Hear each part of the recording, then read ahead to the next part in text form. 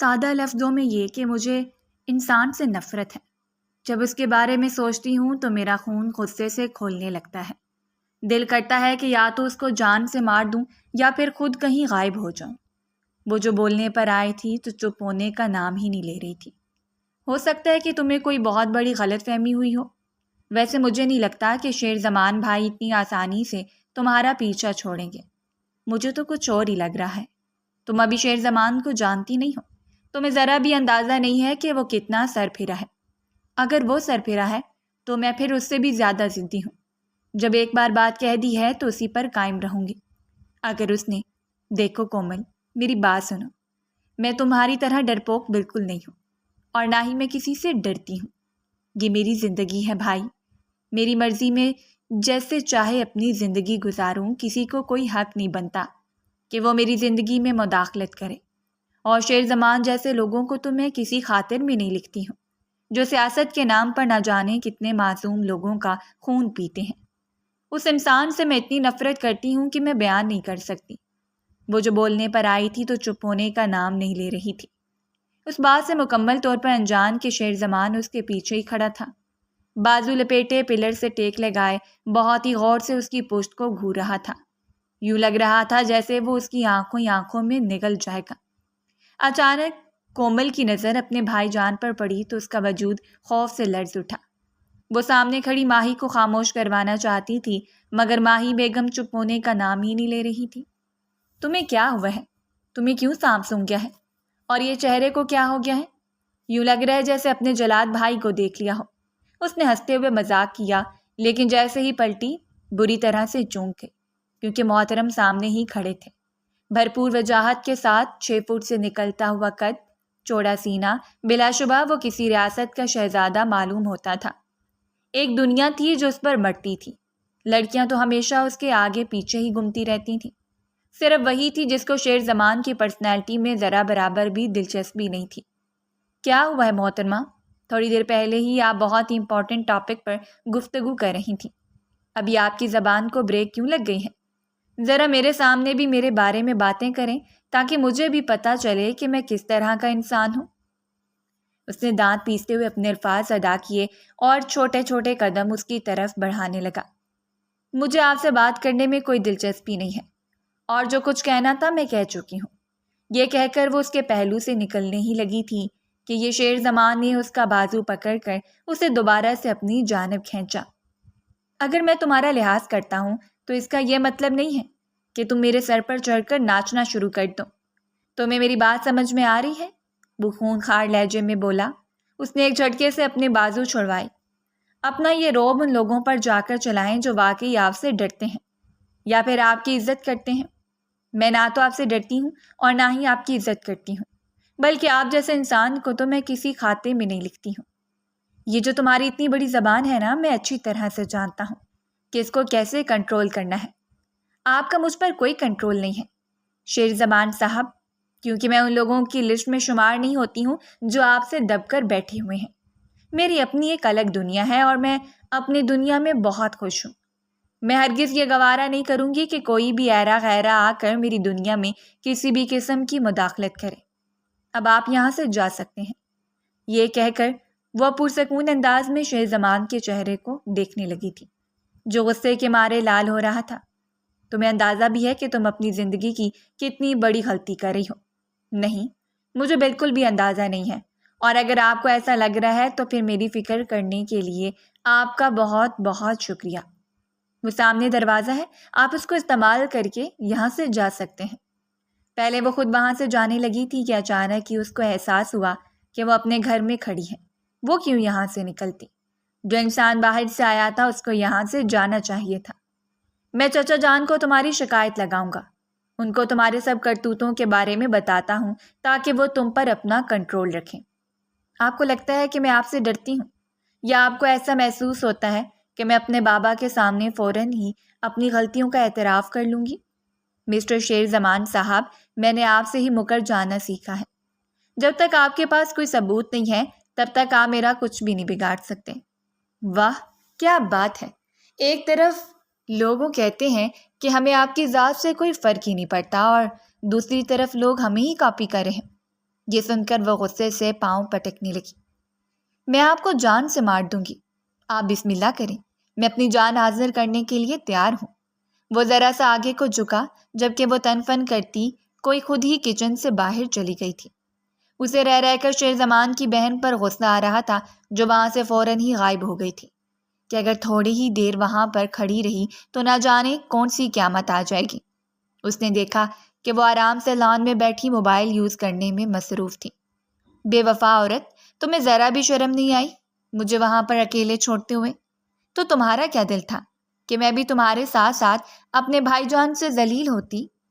ذلیل تو وہ مجھے اب بھی کریں گے جب میں گھر جاؤں گی۔ تم خود تو میرے گھر پر آتی نہیں ہو اور مجھے ہر روز ہی یہاں پر بلا لیتی ہو۔ اس دن ماما بھی شکایت کر رہی تھی، یار ماما بابا تمہیں بہت یاد کرتے ہیں۔ تمہارے بھائی سے اختلافات اپنی جگہ، لیکن تھوڑا سا اپنے تایا جان اور تائی جان کے بارے میں بھی تو سوچو۔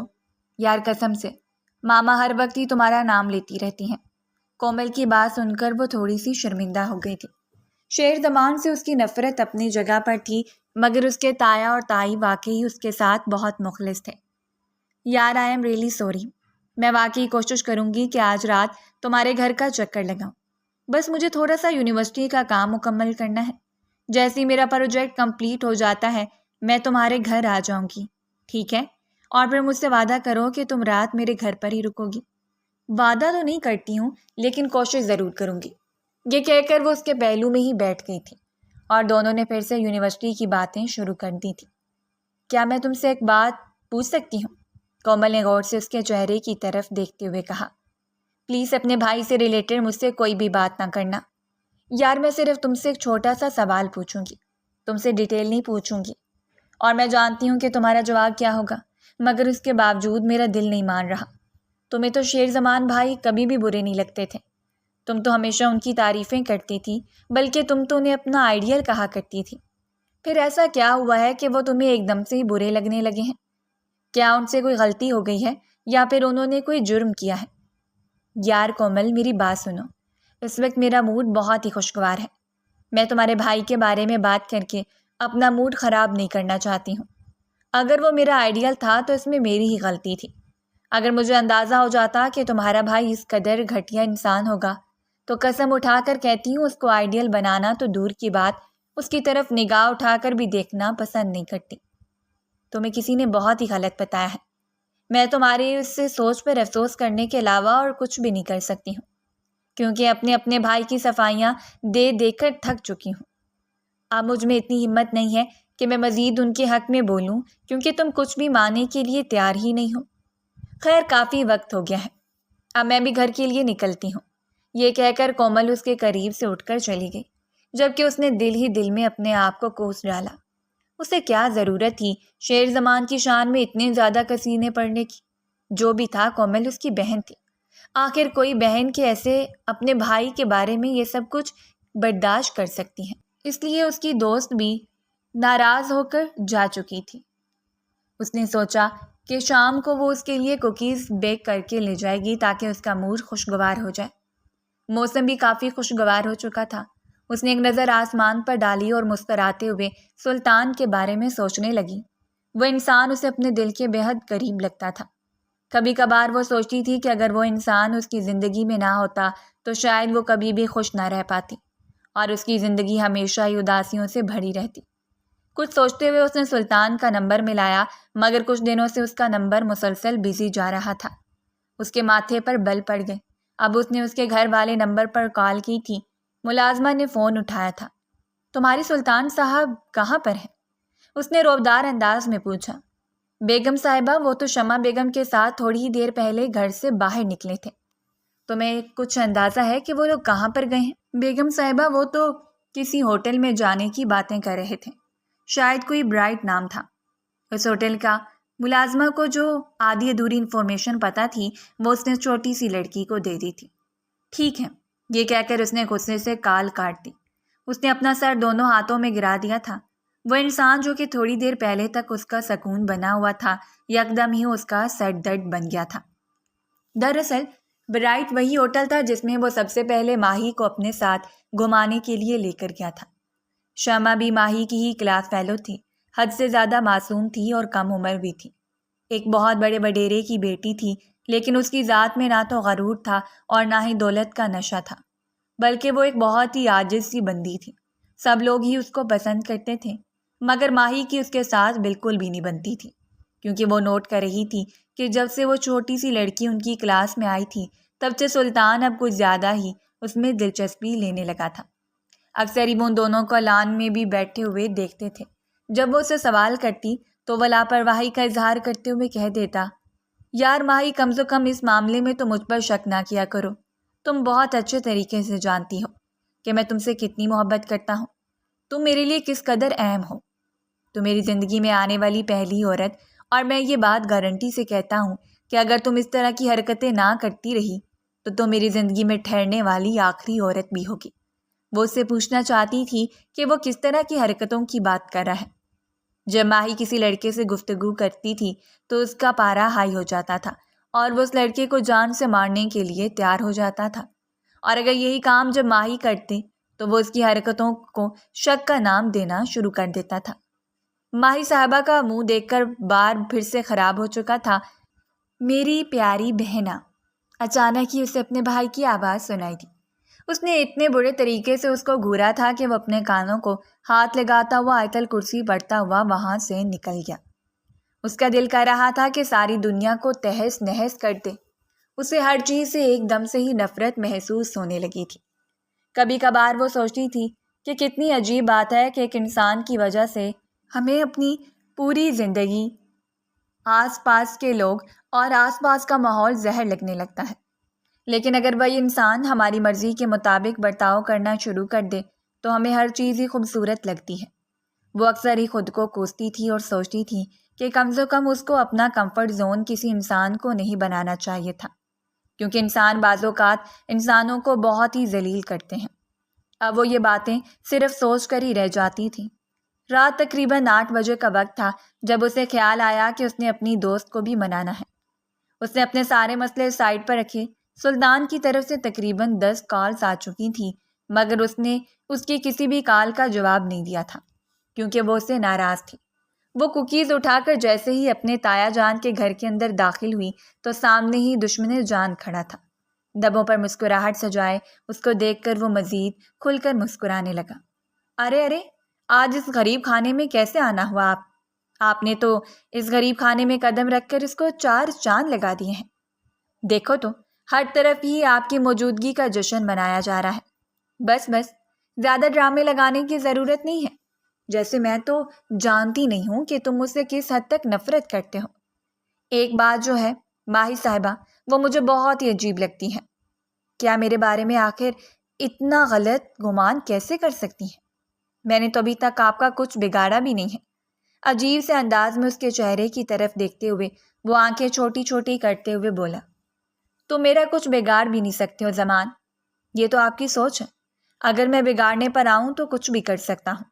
بس آپ سے یہ درخواست ہے کہ آپ مجھ سے بچ کر رہیں، کیونکہ آج کل آپ کی بدتمیزیوں کی وجہ سے آپ میرا ریڈارڈ میں آ گئی ہیں، اور اگر آپ کو لگتا ہے کہ آپ کی دھمکیوں کی وجہ سے میں آپ سے ڈر جاؤں گی یا خوف سے کانپنا شروع کر دوں گی، وہ باقاعدہ ایکٹنگ کرتے ہوئے بولی، تو یہ آپ کی بہت بڑی بدگمانی ہے، کیونکہ ایسا کبھی بھی نہیں ہونے والا ہے۔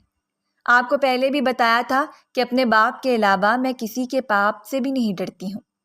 یہ کہہ کر وہ تن فن کرتی ہوئی اس کے پہلو سے نکلتی کچن میں چلی گئی تھی، جہاں پر کومل کھڑی تھی۔ السلام علیکم پیاری لڑکی، کیسی ہو تم؟ دوست کو گلے لگاتے ہوئے اس نے پیار سے اسے سوال کیا۔ کومل کو پتا تھا کہ وہ اسے منانے کے لیے ضرور آئے گی۔ وہ بھی دھیمے سے انداز میں مسکرا دی تھی۔ وہ ماہی سے زیادہ دیر تک ناراض بھی نہیں رہ سکتی تھی۔ ایک نظر اس نے اپنے بھائی پر ڈالی جو کہ اب زیب سے انصاف کر رہا تھا۔ واہ، اس نے تو ہمارے بھائی کو اتنی باتیں سنا دی ہیں اور ابھی تک اس کے گلے سے لگی ہوئی وہ ذرا سا لحاظ نہیں ہے میری بہن میں۔ یہ کہتا ہوا وہ منہ بزورتا ہوا وہاں سے چلا گیا تھا، جو کہ ماہی اس کے چہرے کو دیکھ کر رہ گئی تھی۔ اس کو لگتا ہے کہ اس طرح کی حرکتیں کر کے کیوٹ لگتا ہے، اس نے کومل سے پوچھا تو اس نے لاپرواہی سے کندھے اچکا دیے۔ مہربانی کرنا آج میرے بھائی کے بارے میں کسی قسم کی کوئی غلط بات نہ کرنا، کیونکہ میں نہیں چاہتی کہ ہم دونوں میں دوبارہ سے بحث ہو جائے۔ ٹھیک ہے، میں سمجھ گئی ہوں. آج ہم دونوں صرف اپنی ہی باتیں کریں گے. میں ماما سے پرمیشن لے کر آئی ہوں اور آج کی رات میں یہیں پر ہی رہوں گی.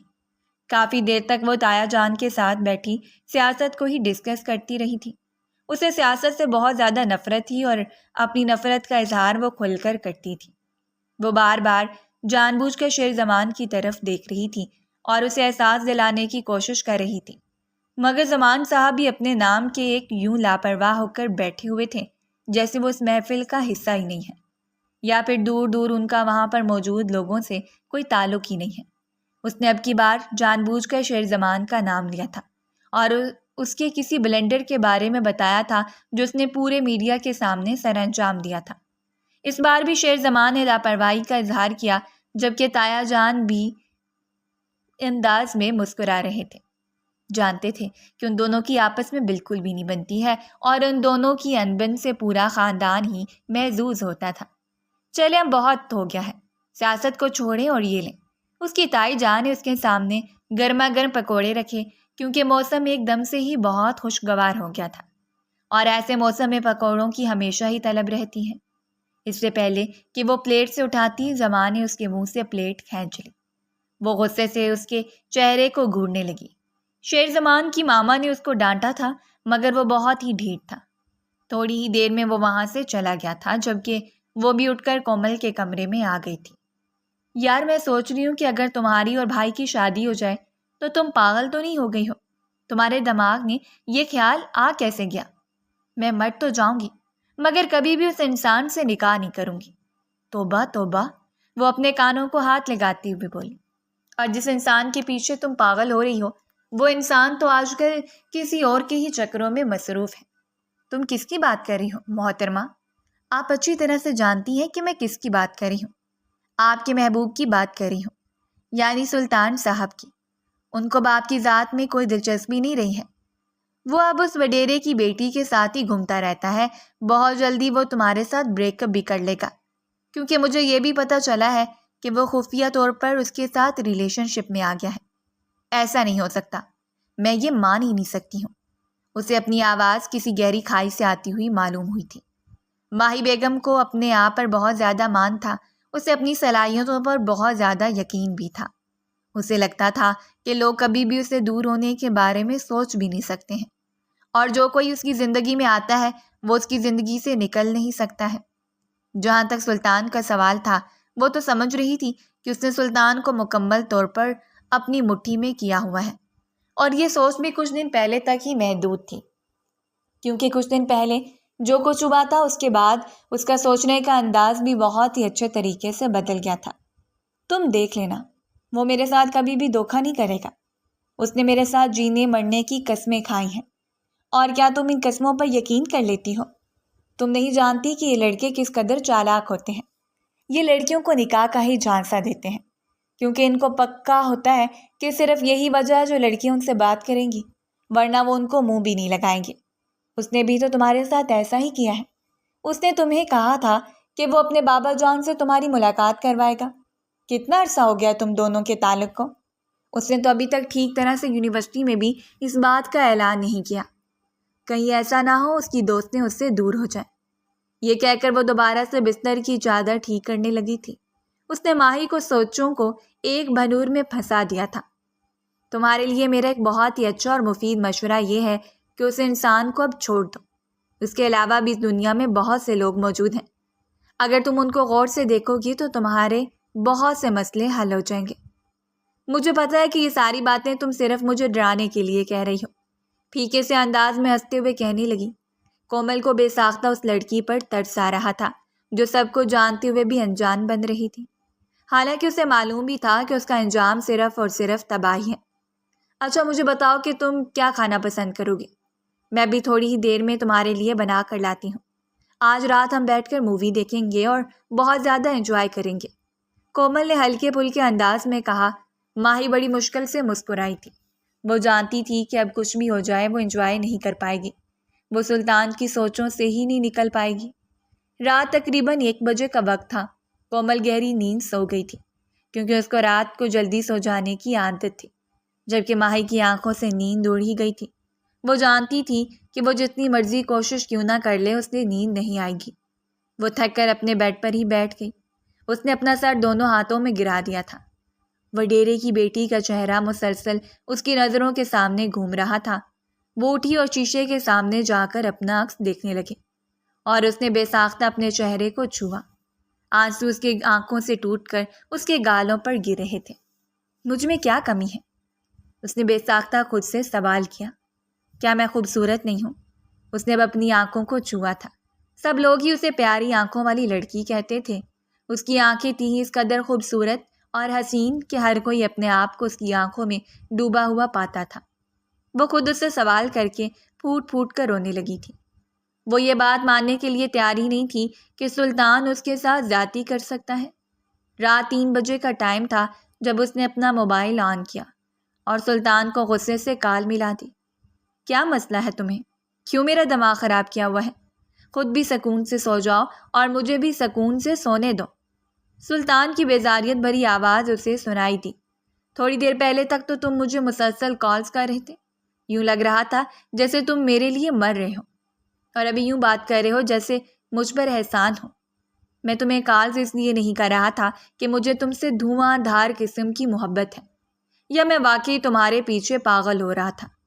میں تو تمہارا شکریہ ادا کر رہا تھا کہ تم نے مجھے اپنی اصلیت بتا دی ہے۔ کیا مطلب ہے تمہاری اس بات کا؟ اب زیادہ معصوم بننے کی ضرورت نہیں ہے۔ تم بہت اچھے طریقے سے جانتی ہو کہ میں تمہارے اس بغیرت کزن کے بارے میں بات کر رہا ہوں جس نے مجھے سب لوگوں کے سامنے ذلیل کر دیا ہے۔ اگر تم نے اسے منگنی کی ہوئی تھی تو پھر میرے سامنے یہ ڈرامے لگانے کی کیا ضرورت تھی؟ اگر تم اسی سے محبت کرتے تھے تو میرے ساتھ محبت کا کھیل کیوں کھیلا؟ خدا کا شکر ہے کہ وقت سے پہلے ہی مجھے تمہاری اصلیت پتہ لگ گئی ہے، اور خدا کا شکر ہے کہ میں نے اپنے بابا کو اس بارے میں کچھ بھی نہیں بتایا تھا۔ تم کس کی بات کر رہے ہو؟ میں تمہارے کزن شیر زمان کی بات کر رہا ہوں۔ اس نے سب لوگوں کے سامنے آ کر یہ بات کہی ہے کہ تم اس کے منگیتر ہو، اور اگر میں نے تمہاری طرف نگاہ اٹھا کر دیکھنے کی بھی کوشش کی تو وہ مجھے جان سے مار دے گا۔ اس نے مجھے یہ بھی دھمکی دی ہے کہ وہ میرے بابا کو اپنی پارٹنرشپ سے ابھی باہر نکال دے گا اور ان کے سارے شیئرز اپنے پاس ہی رکھ لے گا۔ دیکھو، ہم بہت ہی شریف لوگ ہیں، عزت دار گھرانے سے تعلق رکھتے ہیں، ہم اس طرح کے ڈرامے افورڈ نہیں کر سکتے ہیں۔ تو مجھے اچھی لگی تھی اور مجھے یوں محسوس ہوا تھا جیسے ہم دونوں ایک دوسرے کے ساتھ آگے تک چل پائیں گے، مگر اب مجھے اندازہ ہو گیا ہے کہ وہ میری سب سے بڑی غلط فہمی تھی۔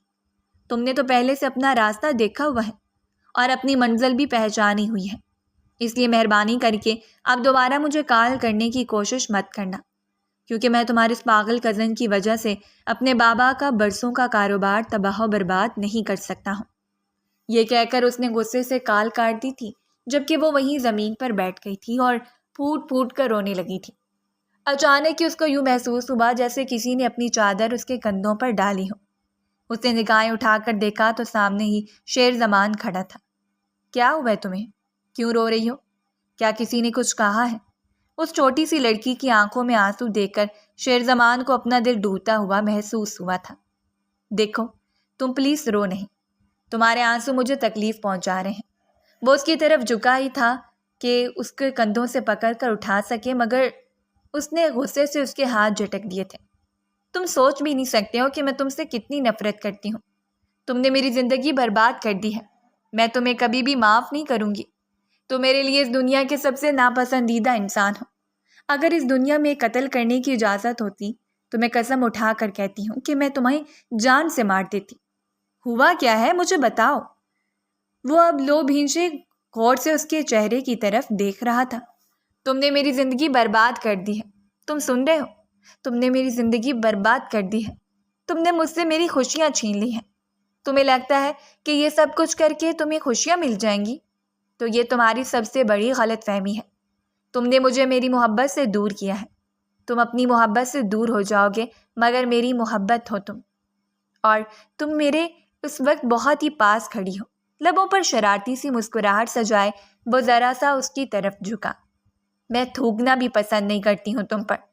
دیکھو، اب تم اپنی حد کراس کر رہی ہو۔ تم مجھے ٹھیک طرح سے کچھ بتا رہی ہو اور نہ ہی بات کلیئر کر رہی ہو۔ ایسا کیسے چلے گا؟ تم نے جا کر سلطان کو یہ بتایا ہے کہ میں تمہاری منگیتر ہوں، اب اس کی آنکھوں میں دیکھتے ہوئے براہ راست اس سے سوال کر رہی تھی۔ نہیں، میں نے ایسا کچھ بھی نہیں کہا ہے، اس نے سنجیدگی سے کہہ کر کندھے اچکا دیے۔ مجھ سے جھوٹ مت بولو، اگر تمہیں مجھ پر یقین نہیں ہے تو پھر مجھ سے سوال کیوں کر رہی ہو؟ جو کرنا چاہتی ہو کر لو، اگر تمہیں کسی کو ہی سچ ماننا ہے تو اس کو سچ مان لو، میرے پاس آ کر مجھ سے صفائیاں نہ مانگو۔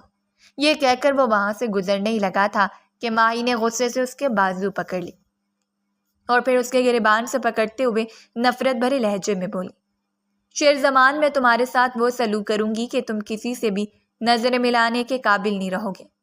دیکھو لڑکی، بس بہت ہو گیا ہے۔ اپنا گریبان اس کے ہاتھوں سے چھڑواتے ہوئے اس نے ایک جھٹکے سے اسے پیچھے کی طرف دھکیلا۔ وہ زمین پر گرتے گرتے بچی تھی۔ اگر میں تمہاری عزت کر رہا ہوں اور تم سے لحاظ سے بات کر رہا ہوں تو اس کا یہ مطلب نہیں ہے کہ تم میرے سر پر چڑھ کر ناچنا شروع کر دو۔ ہر چیز کی ایک حد ہوتی ہے، اور جہاں تک تمہارے اس عاشق کا سوال ہے تو وہ ایک نمبر کا گھٹیا انسان تھا، ہر دوسری لڑکی کی ذات میں ملوث تھا، کلبز وغیرہ میں جانتا، اس کے لیے عام بات تھی۔ مجھے تو تم پر حیرت ہو رہی ہے، تم تو خود کو بہت ہی با کردار سمجھتی تھی، اب کیا ہو گیا ہے تمہارے کردار کو؟ اس سے پہلے کہ وہ مزید کچھ کہتا ماہی کا ہاتھ اٹھا تھا اور اس کے چہرے پر نشان چھوڑ گیا تھا۔ حالانکہ اس بار شیر زمان کی کوئی غلطی بھی نہیں تھی، وہ تو سچ بات ہی کہہ رہا تھا۔ اس بار شیر زمان نے خود پر بہت زیادہ کنٹرول کیا تھا، اور یہ سب کچھ وہ صرف اور صرف ماہی کی وجہ سے کر رہا تھا، کیونکہ وہ چھوٹی سی لڑکی سے سچی محبت کرتا تھا۔ مگر اس کو اندازہ نہیں تھا کہ ماہی اس حد تک آ جائے گی۔ اس نے بے ساختہ اپنے چہرے پر ہاتھ پھیرا اور دھیمے سے انداز میں بولا، تم سوچ بھی نہیں سکتی ہو لڑکی کہ تم نے اپنی زندگی کی کتنی بڑی غلطی کر دی ہے۔ بہت جلدی تم سے ملاقات ہوگی، لیکن اس بار جگہ تمہاری مرضی کی نہیں ہوگی بلکہ میری مرضی کی ہوگی۔ تم ابھی اور اسی وقت سلطان کو کال کرو گے اور اسے کہو گے کہ وہ سب کچھ جھوٹ تھا۔ چند لمحوں تک وہ اس کے چہرے کو دیکھتا رہا، اس کے لبوں پر ایک بہت ہی عجیب سی مسکراہٹ پھیلی ہوئی تھی۔ اس نے فون اٹھایا، سلطان کو کال ملائی اور اس کو ساری بات کے لیے کر دی۔ دوسری طرف گہری خاموشی چھا گئی تھی۔ جو بھی تھا، سلطان کو ماہی پسند تھی۔ وہ تھی ہی اتنی حسین، اتنی خوبصورت کہ کوئی بھی اس کو پسند کر سکتا تھا۔ اور جہاں تک وڈیرے کی بیٹی کا سوال تھا تو سلطان کو کل ہی پتہ چلا تھا کہ اس کی تو منگنی ہو چکی ہے اور وہ سلطان کے ساتھ صرف فرینڈ زون میں ہے، تو پیچھے ماہی رہ گئی تھی۔ اگر اس کا کزن اس کے پاس جا کر اسے وہ سب کچھ نہ بتاتا تو شاید وہ اس لڑکی کو کبھی بھی اتنی باتیں نہ سناتا۔ تھوڑی ہی دیر گزری تھی کہ ماہی کو سلطان کی کال آ گئی۔ اس نے اپنے کیے کی معافی مانگ رہی تھی۔ شیر زمان اب خاموشی سے اس جگہ پر ہی کھڑا تھا۔ وہ کسی بہت بڑے طوفان کا پیش خیمہ معلوم ہو رہا تھا۔ کافی دیر اسی طرح سے گزر گئی۔ اس نے اپنا چہرہ آسمان کی طرف اٹھایا، ایک گہری سانس لی۔ وہ خود کو کمپوز کرنے کی ناکام کوشش کر رہا تھا۔ ماہی بیگم، اب اپنے آپ کو اپنے کیے کا حساب دینا ہوگا۔ آپ کو کیا لگا کہ میں آپ کو اتنی آسانی سے چھوڑ دوں گا؟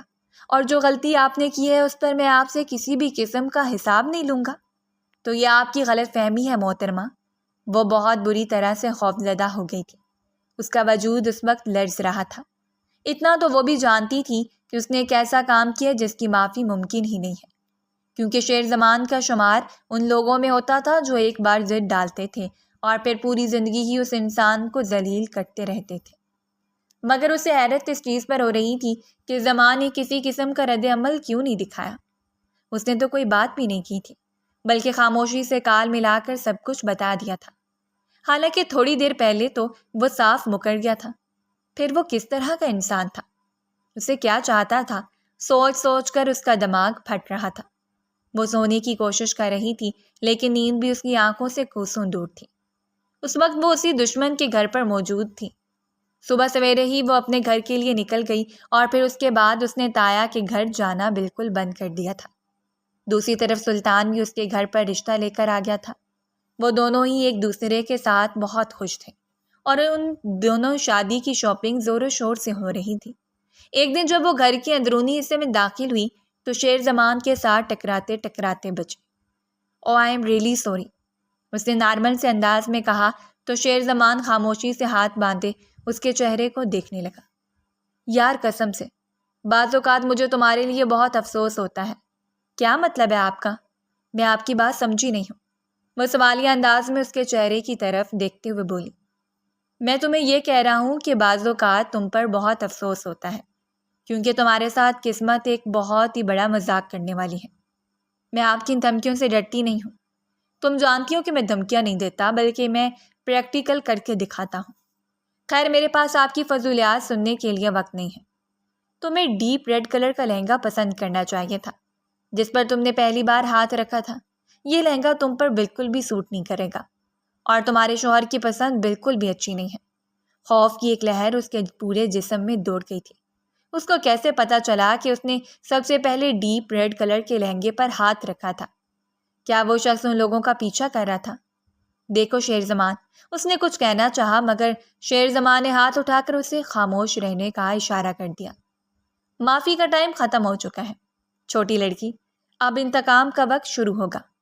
میں اپنے ساتھ کیا ہوا غلط کبھی بھی نہیں بھولتا ہوں، اور یہ بات تم بھی بہت اچھے طریقے سے جانتی ہو۔ اس کے باوجود بھی تم نے وہ غلطی کی جس کی سزا تو تمہیں مل کر ہی رہے گی۔ نہیں، اب وہ میرا کچھ بھی نہیں بگاڑ سکتا۔ مجھے اسی سے ڈرنے کی ضرورت نہیں ہے۔ اس نے اپنے آپ کو تسلی دی۔ شادی کا دن تھا، وہ پارلر سے تیار ہو کر نکل آئی تھی، کیونکہ باہر سے پیغام آیا تھا کہ اس کا کزن اس کو لینے کے لیے آیا ہے۔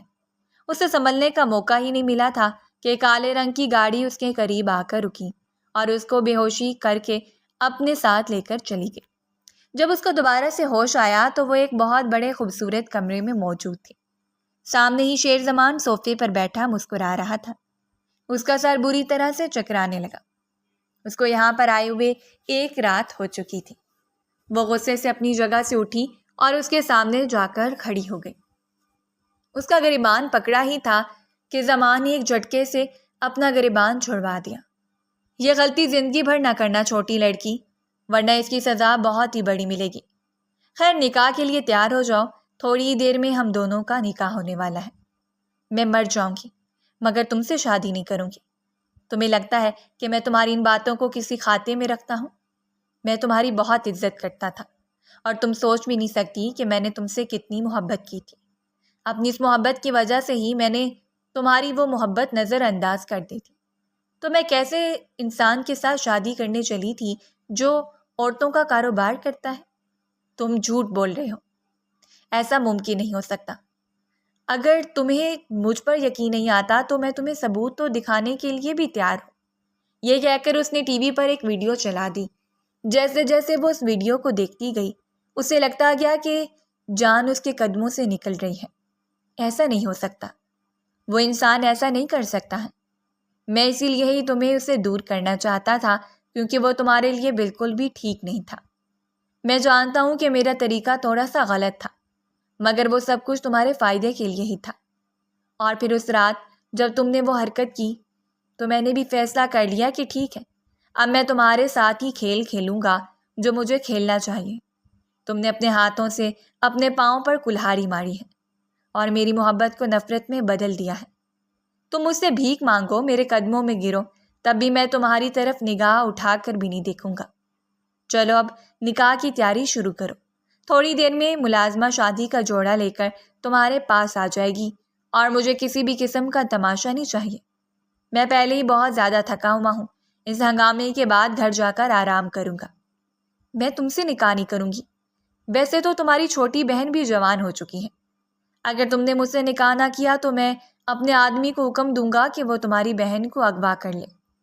وہ تمہاری کزن ہے، تم بھی تو میری کزن ہو، پیاری لڑکی۔ وہ دل جلا دینے والی مسکراہٹ لوگوں پر سجاتے ہوئے بولا، لیکن بعض اوقات کیا ہے نا کہ رشتے انسان کے کام نہیں آتے ہیں، اس لیے اپنا ہر فیصلہ سوچ سمجھ کر کرنا، اور جو بھی قدم اٹھاؤ اس سے پہلے ٹھیک طرح سے سوچ بچار کر لینا، کہیں ایسا نہ ہو کہ بعد میں تمہیں مشکلات کا سامنا کرنا پڑے۔ وہ اس بارے میں کافی دیر تک سوچتی رہی تھی، اور یہ تو سچ ہی تھا کہ شیر زمان کا کچھ بھی پتہ نہیں ہے۔ وہ پاگل اور سنکی انسان تھا۔ اسے شیر زمان سے سب سے زیادہ نفرت اس وجہ سے تھی کیونکہ اس نے اس کے بارے میں بہت سے کیسز سن رکھے تھے جس میں پتہ چلا تھا کہ وہ کرپشن کرتا ہے، حالانکہ وہ سارے کیسز جھوٹے تھے۔ چونکہ وہ بہت ہی مشہور تھا اور سب کا پسندیدہ تھا، اس لیے اپوزیشن اس کے خلاف پروپیگنڈا بناتی تھی اور جہاں تک تمہارے باپ کا سوال ہے، مجھے یقین ہے کہ اس کو بھی اب اپنے کیے کا سبق مل جائے گا۔ اسے اندازہ تھا کہ پچھلے کچھ دنوں میں شیر زمان کی اس کے بابا کے ساتھ بالکل بھی اچھے تعلقات نہیں چل رہے ہیں۔ تم باپ بیٹی نے مجھے بہت زیادہ تنگ کیا ہے اور اب تم لوگوں کے تنگ ہونے کا وقت آ گیا ہے۔ یہ کہہ کر وہ وہاں سے ایک بار پھر سے چلا گیا تھا۔ تھوڑی دیر میں ان دونوں کا بہت ہی سادگی سے نکاح ہو گیا تھا۔ وہ اس کی بیوی بن چکی تھی۔ زمان اس کا ہاتھ پکڑ کر اسے دوبارہ سے حویلی واپس لے کر گیا اور اس کے باپ کے سامنے کھڑا ہو کر ان کی آنکھوں میں دیکھتے ہوئے بولا، میری بیوی سے ملیے۔ اس کے لہجے میں ایک عجیب سا غرور تھا، جبکہ ماہی کینہ توڑ نظروں سے اس کے چہرے کی طرف دیکھ رہی تھی۔ اسے اندازہ بھی نہیں تھا کہ اتنی چھوٹی سی غلطی کا اسے اتنا بڑا خمیازہ بھگتنا پڑے گا۔ اگر اسے ذرا سا بھی پتا ہوتا کہ اس تھپڑ کی سزا اتنی بڑی ہوگی تو شاید وہ کبھی بھی اتنا بڑا جرم نہ کرتی۔ ابھی بہت سے لوگوں کی حقیقتیں اس کے سامنے آ گئی تھیں۔ سلطان، جس کو وہ دنیا کا سب سے اچھا انسان مانتی تھی، وہ لڑکیوں کا کاروباری نکلا تھا، اور بابا، جن کو وہ سب سے ایماندار سمجھتی تھی، انہوں نے شیر زمان کے ساتھ بزنس میں دھوکہ کر دیا تھا۔ انہوں نے تو اپنے سکے بھائی کو بھی نہیں چھوڑا تھا، اور اس نے بھی تو شیر زمان پر تھپڑ اٹھایا تھا۔ اسے لگ رہا تھا کہ اب اسے ان سب کی سزا بھگتنی ہوگی۔ شیر زمان کی بے رخی پھر برداشت ہو جاتی، مگر اس کی خاموشی برداشت کرنا اس چھوٹی سی لڑکی کے لیے ناممکن ہو گیا تھا۔ شیر زمان اس کی طرف نگاہ اٹھا کر بھی دیکھنا پسند نہیں کرتا تھا۔ یوں لگ رہا تھا جیسے وہ اسے ایک شو پیس کے طور پر اپنے کمرے میں لے آیا ہو۔ روز صبح وہ خاموشی سے اٹھ کر تیار ہو کر آفس چلا جاتا تھا، اور پھر رات کو وہ واپس آ کر سو جاتا تھا۔ اس دوران وہ اسے کوئی بات نہیں کرتا تھا۔ اپنے سارے کام بھی وہ کومل سے ہی کرواتا تھا۔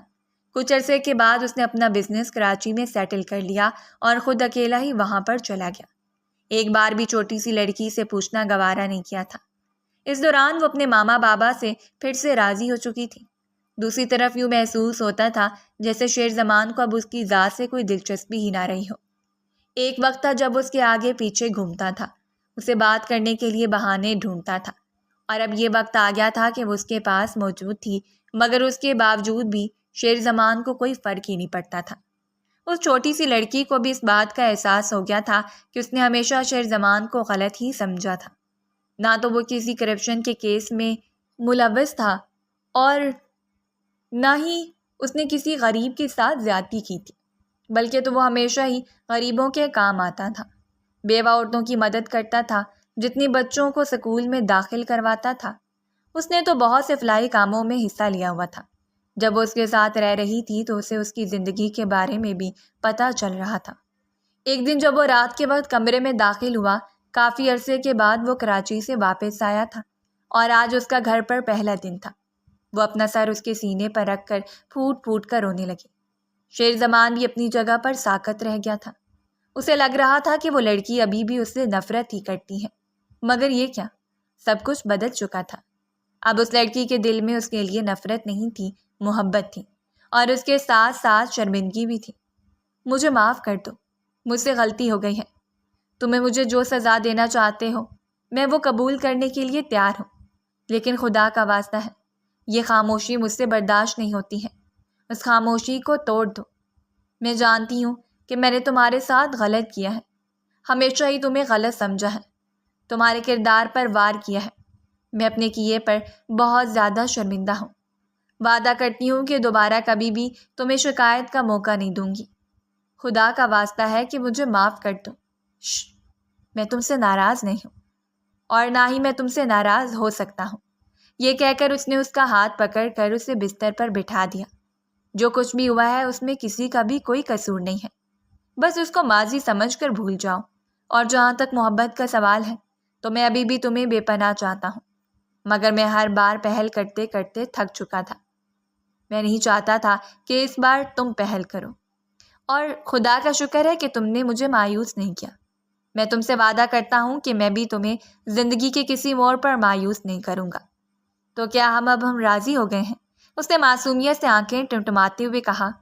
ہاں، بس میرے تھوڑے سے حساب رہتے ہیں، بس وہ حساب کتاب پورے کر لوں، اس کے بعد سمجھو کہ ہم نے سب کچھ ٹھیک ہو گیا ہے۔ وہ معنی خیز انداز میں اس کی طرف بڑھا تو وہ تیزی سے باہر کی طرف بھاگی۔ ان دونوں کی ہنسی کی آواز اب اس کمرے میں گونج رہی تھی۔